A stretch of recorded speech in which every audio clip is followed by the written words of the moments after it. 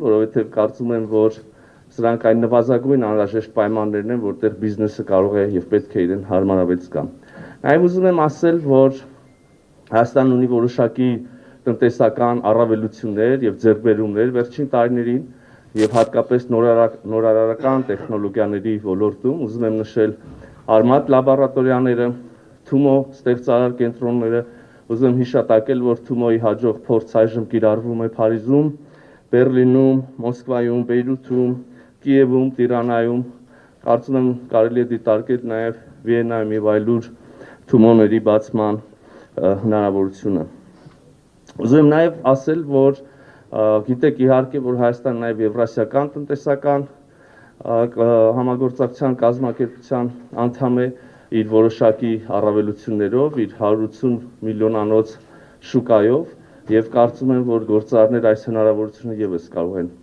օգտագործել։ Նաև ուզում եմ անպայման նշել, որ իմ լավ բարեկամի սիրելի պարոն Շալենբերգի հետ մինչև ուշ երեկո մենք երեկոյան քննարկում էինք այս համաժողովը եւ մտածում ենք, որ իսկապես մեր կողմից արել ենք ամեն ինչ, որպեսզի ապահովենք այն միջավայրը, որի մասին քիչ առաջ ասեցի, եւ կարծում եմ, որ այստեղ մենք պետք է արդեն մի կողմ քաշվենք եւ թողենք, որ բիզնեսն իր գործը անի։ Ես հաջող ընթացք եմ մաղթում համաժողովին, շնորհակալ եմ։ Եվ սիրով ուզում եմ հրավիրել ամբիոնի մոտ պարոն Շալենբերգին համեցեք։ Thank you very much, Your Excellency. And now, Mr. Schallenberg, please let us have your welcome speech for this business forum. Excellencies, ladies and gentlemen, dear friend, I'm very pleased and happy to be able to open the business forum today. No bilateral relation is complete without business, without strong and reliable business ties. And I believe the fact that nearly 20 companies are here today, and to look into this room and see the interest from Armenian side, from the side of Austrian companies and businesses, is extremely encouraging. And I would hope that one day, we said that yesterday, that one day we will look back and say it was at this date that a new chapter was opened in the relationship between Austria and Armenia. And the fact that today 2 MOUs will be signed in the area of tourism and the area of energy proves that we already are starting to lay the groundwork for what will hopefully come in the next years. And yes, we politicians, we can only open doors. We can put things on the agenda. We can raise interest. But at the end of the day, the businesses themselves, the companies themselves, would have to bring things to the ground and really develop and foster this relationship. And I believe it's a very encouraging relationship. I will today, after my meeting with the Prime Minister Pashinyan, I will again fly home with a lot of good news and good vibes of what is possible between Armenia and Austria. And yes, somebody told me yesterday from your side, dear friend, that they are thinking about coming to Vienna one day. We have a very strong, the backbone of the Austrian economy, small and medium-sized companies, many of them family-run.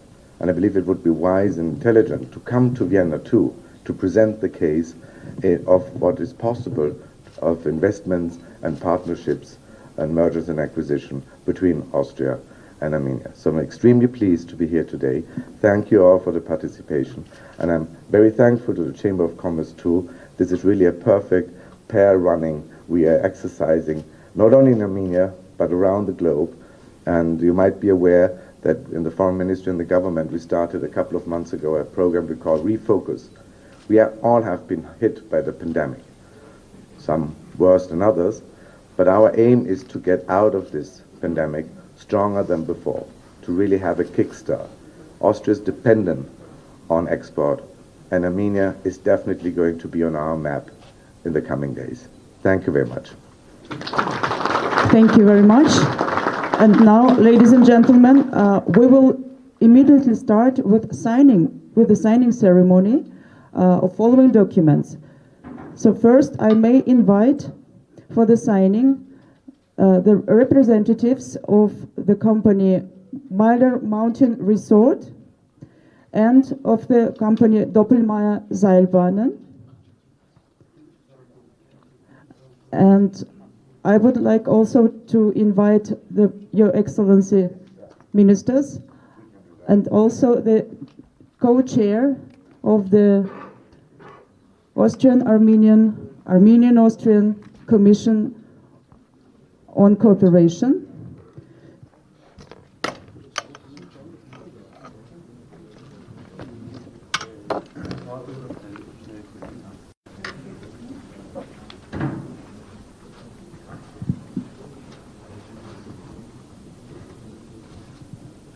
So the signees are Mr. Valery Yashin from the company Doppelmayr and Mr.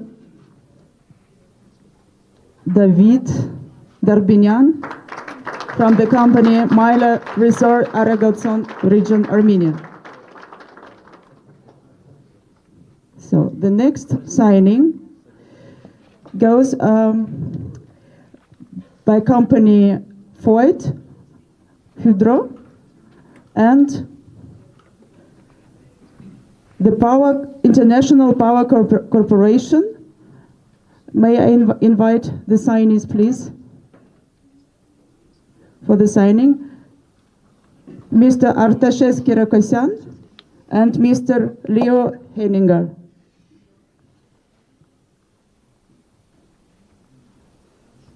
This is a memorandum of cooperation.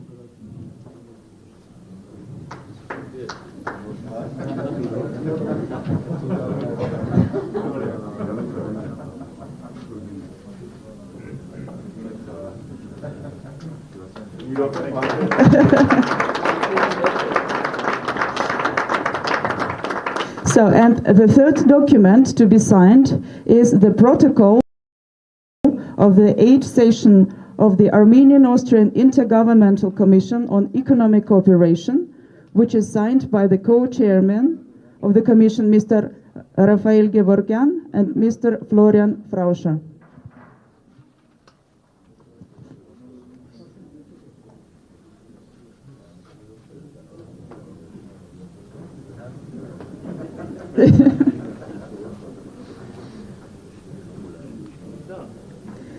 Thank you very much. Thank you very much. So our signing ceremony is over, and we will now proceed with other opening words.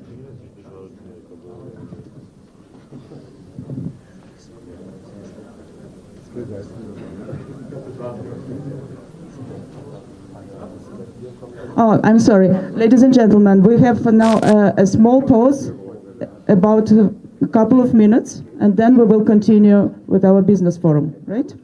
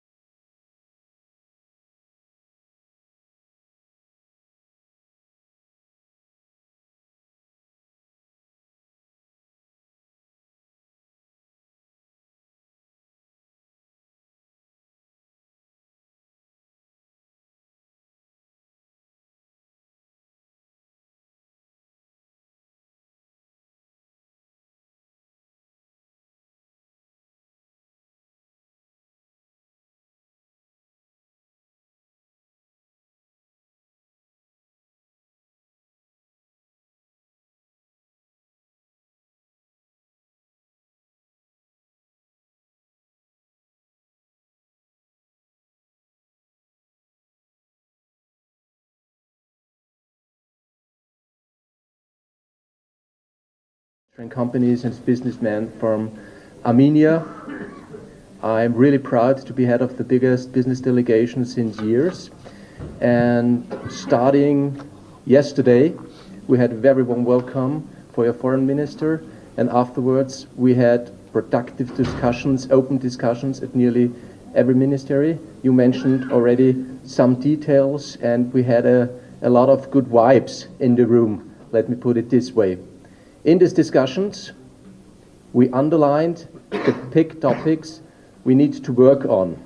Thanks for the encouraging words you just gave to us, for all the reforms and all the trust you are giving to Austria and to our companies.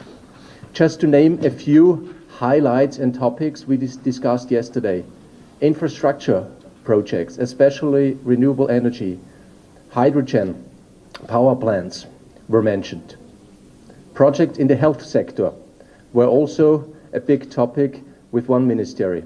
Also, tourism sector, in connection also in Austria with the agricultural sector, to restore the beautiful landscape, are big topics in your country. Then, of course, working against the shortage of skilled labor force. Not just Austria has this challenge in the couple of years, also in Armenia is a big topic. To work against it, you need to have good and fruitful education in every sense. I think there we can exchange really good information from our state bodies.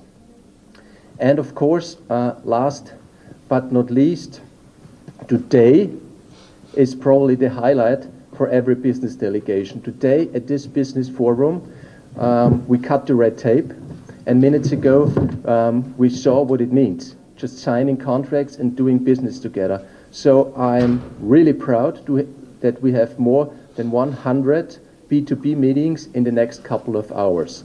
And what does it mean to have 100 B2B meetings? It means to have discussions. It means to exchange business ideas and opportunities, and at the end, to do some profitable business for both sides. So, my message is clear to the state representatives of Armenia and to all the companies from Armenia.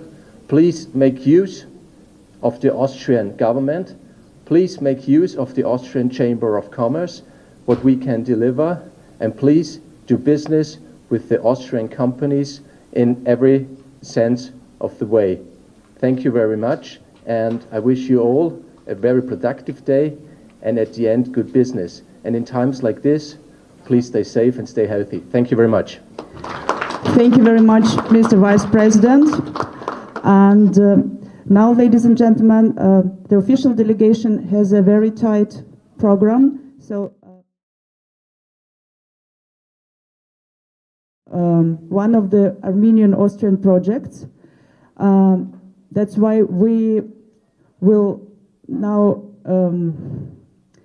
continue without the official delegation, and I am pleased to announce the presentation Enterprise Armenia, given by Mr. Vardanyan.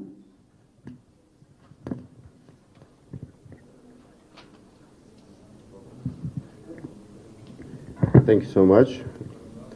Good morning, distinguished Austrian delegates, distinguished members of Armenian business community, dear friends and colleagues. My name is Saran Vartanyan. I'm investment director at Enterprise Armenia, which is national authority for investment promotion and investor support. And it is my utmost pleasure to welcome all the participants of Armenia-Austria Business Forum and give a presentation on investment opportunities and business climate of the Republic of Armenia. But first and foremost, some general information about the country itself. The territory of Armenia is almost 29,700 square kilometers. Population is almost 3 million people. We are a parliamentary republic. Our mother tongue is Armenian language, although English and Russian languages are widely spoken. Our capital city is almost 2,800 years old, beautiful Yerevan, and our national currency is Armenian dram. Now, speaking about economy, indeed, last year was 2020 was quite challenging year for all the countries in the world due to global pandemic, and especially for Armenia due to also security reasons.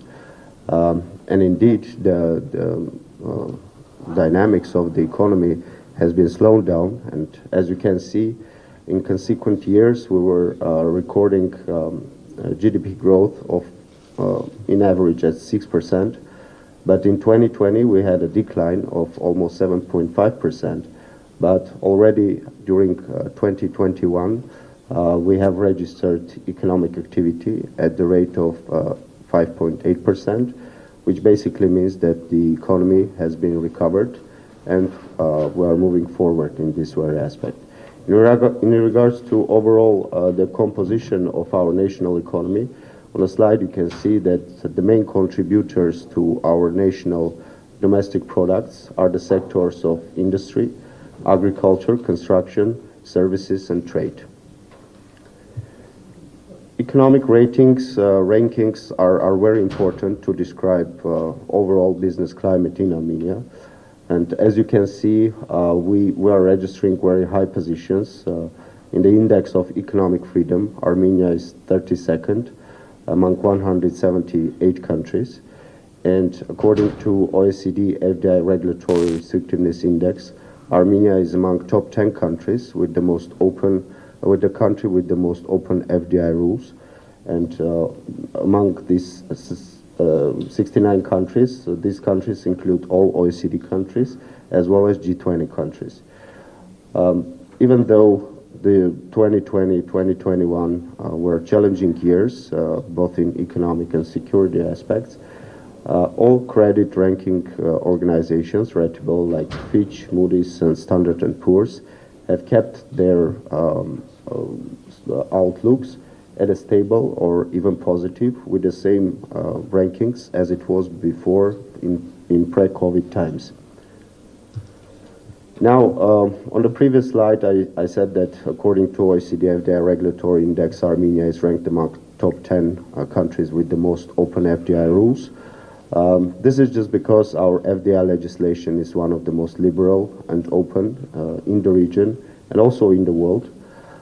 There are four main pillars according to which this legislation is considered as very open. The first one is 100% ownership of resident companies is permitted to foreigners. Legal regime cannot be less favorable for foreigners than the ones for the nationals. There is almost no restriction to access any sector or geographic location within the country. And companies registered by foreigners and owned by foreigners can also own a land. Foreign citizens can have long-term lease contracts. Indeed, there are no restrictions on staff recruitment, on remittances, on repatriation of profits, as well as free exchange of foreign currencies. Armenia is conducting very diverse and vibrant foreign economic relations. Armenia is a signatory to ICSID and a member of World Bank's MIGA. Armenia has 43 bilateral investment treaties signed in place, and almost 49 countries we have double taxation and prevention of fiscal invasion treaties. Overall, Armenian market can be, for foreign investors, for big foreign investors, overall can be considered as a smaller scale, just because we are having a market of 3 million people, consumers, but we always possess and represent Armenia as kind of a bridge to major markets. As you know, Armenia is a member of Eurasian Economic Union, which is basically the union of 5 countries: Russia, Belarus, Kazakhstan, Kyrgyzstan, and Armenia. This basically opens up a market of 184 million people with almost no restrictions and without any customs formalities. At the same time, Eurasian Economic Union is maintaining different relations with different countries and is having FTAs, free trade agreements, with countries like Vietnam, Singapore, Serbia, and Iran. With Iran, it is a temporary FTA, but nowadays I believe there are discussions of permanent free trade agreement with Iran. Armenia itself is having free trade agreement with CIS countries and Georgia. And at the same time, Armenia is benefiting on GSP preferential trade regime with countries like US, Japan, Canada, Switzerland, and Norway, which technically means that almost 3,500 products are being exported to these countries without any import duties or significantly lowered import duties imposed in these specific countries. In regards to vibrant and diverse foreign economic policies, it should be noted that Armenia is maintaining high level of cooperation, both political and economic, with European Union indeed, and since 2021 the comprehensive and enhanced partnership agreement with EU is in force. At the same time, since 2015, Armenia is having trade and investment framework with United States. The diversification, Armenia is overall is building an export-based economy, and not only diversification of export articles but also destinations is among top priorities for Armenian government, and over time we succeeded a lot. As you can see, we have quite a geography for our exports, and if like say 10 years ago we have just few markets to be exported to, nowadays the geography is very vast. Indeed, we are trading a lot with our neighbor and biggest partner, with Russia. The second one is overall the European Union and the countries of European Union.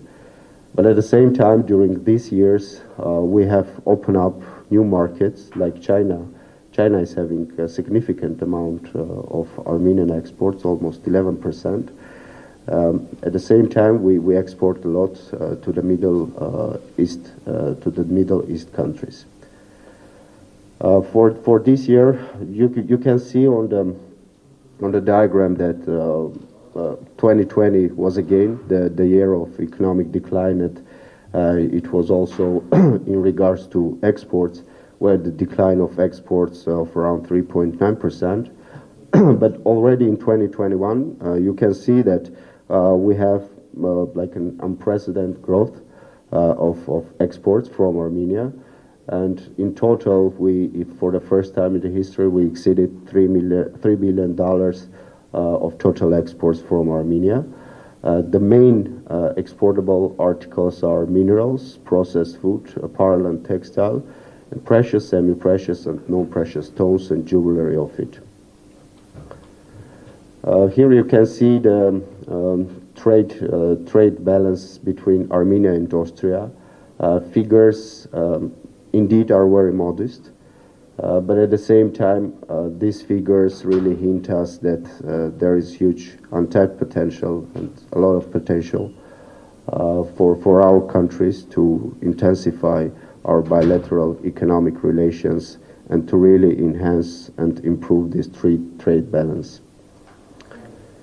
I would like briefly to talk about taxation system, which can be considered one of the most with the lowest burden in the Europe, and even though it is considered quite a favorable one, still the government of Armenia is doing its best to further improve the taxation system in Armenia. Like for instance, in recent years, profit tax has been reduced from 20% up to 18%.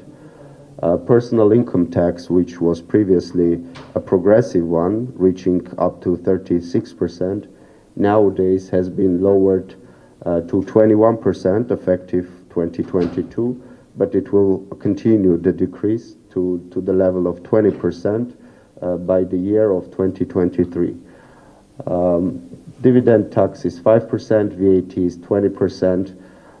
There are indeed no export duties from Armenia. Also, small enterprises and micro enterprises are exempt from any type of taxes. And for middle-sized companies whose turnover is around 220,000 USD annual turnover, they are subject for turnover tax, and they are not paying VAT and profit tax. And turnover tax itself, it is starting from 1.5 up to 25%, but 25% in very rare cases. Speaking of taxes, I cannot touch the base also with the tax incentives that we are giving to both foreign and local investors. In particular, if the production is being organized in Armenia, there are no custom duties and VAT on the importation of machinery and equipment, as well as raw materials that should be processed further. We are having certain bordering communities where companies working at that communities are fully exempt of all corporate taxes. We are having special tax system in the city of Dilijan, of Tavush Mars. Big benefits are being granted to the startups in IT sector. They are being exempt from profit tax, and the income tax paid from the salaries of employees are being reducted from 21% up to 10%. And we're having tax benefits for medical sector as well, for the companies that are within medical sector. Continuing the incentive part of our taxation system, it should be noted that starting from 2011, Armenia is having free economic zones in place in Armenia. There are 2 free economic zones in Yerevan. These are Alliance Free Economic Zone and Meridian. Alliance is more high-tech and industrial production free economic zone, while Meridian, also based in Yerevan, is for jewelry and watchmaking. Since 2018, we had a 3rd free economic zone of Armenia. It is based in Herazdan city, and it is mostly for crypto mining, for blockchain, for AI, for machine learning. It is called ECOS. And a 4th one, it's in the city of Mehri, in the southern part of Armenia. This is mainly industrial and logistic, and this free economic zone is just starting its operations. And of course, companies, resident companies working in these particular free economic zones are being exempt from VAT, profit tax, and property tax. Now, very briefly, in which sectors Armenia can be interesting to foreign investors. First one is indeed agriculture. Our climate conditions, our fertile soil, our water resources are prerequisites for successful conducting in business in agriculture. And as well as in recent years, the government of Armenia has introduced a real big framework of supporting agriculture through loans and grants and subsidizing schemes. That is why agriculture is definitely a choice. But when we are saying agriculture, we definitely mean smart agriculture with the use of newest technologies. Bearing in mind the strong agriculture sector indeed, and having the export markets, food processing is a must. Tourism has always been an integral part of Armenian economy. Unfortunately, in 2020 and still the COVID and pandemic situation, it really slows down the possibilities for tourism inflow. Although I believe the figures already published by the Ministry of Economy in terms of touristic inflow really indicates that we are almost 70% in a recovery phase of whole touristic inflow. And there are very few